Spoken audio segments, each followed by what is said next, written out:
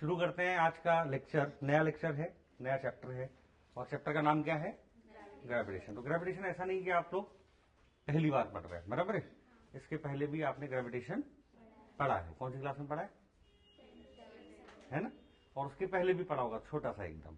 तो ये एक दो बार आप पढ़ चुके हैं, लेकिन हाँ 11th 12th जेईई नीट में ये थोड़ा सा इंट्रोडक्टरी और अच्छा तरीके से पढ़ेंगे, थोड़े से लॉज वगैरह चेंज हो जाएंगे। आइए देखते हैं क्या होता है।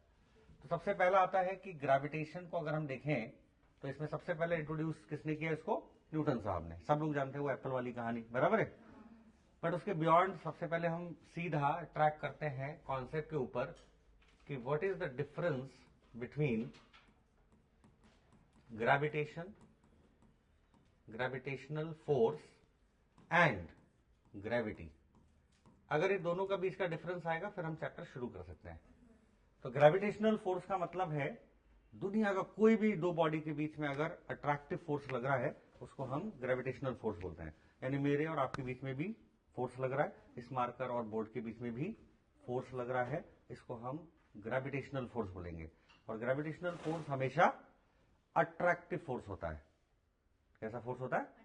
ये कभी भी रिपल्सिव फोर्स नहीं होगा, हमेशा अट्रैक्टिव होगा।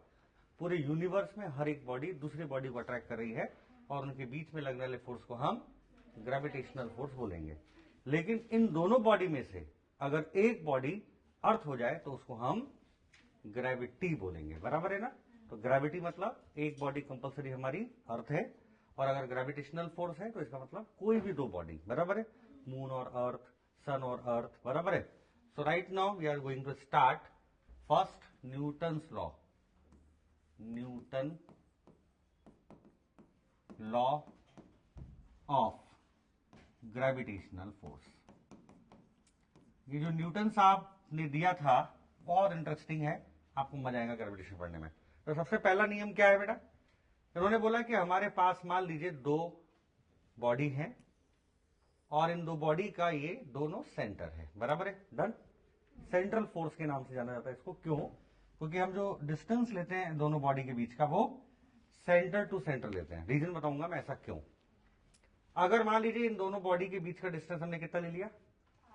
r। इस बॉडी का मास कितना है? m1। इस बॉडी का मास कितना है? m2। और दोनों के बीच का डिस्टेंस कितना है? r है, बराबर है। डन। ओके। तो इन्होंने बोला कि हमारा इन दोनों बॉडी के बीच में लगने वाला attractive force which is represented by what? F is depend on product of two masses. Single mass पे डिपेंड नहीं है, product of two masses and inversely proportional to square of distance between two masses, बराबर है। But this distance should be centre to centre. ऐसा क्यों? बाद में देखेंगे। अगर मैं इसको कंबाइन कर दूं तो आप बताइए क्या होगा? That is m1 m2 divided by what?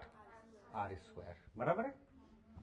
इसको हम हटाएंगे तो फिजिक्स में हमेशा एक कांस्टेंट लगाते हैं, तो यहां पे भी आएगा g times m1 m2 by r square. बहुत बढ़िया।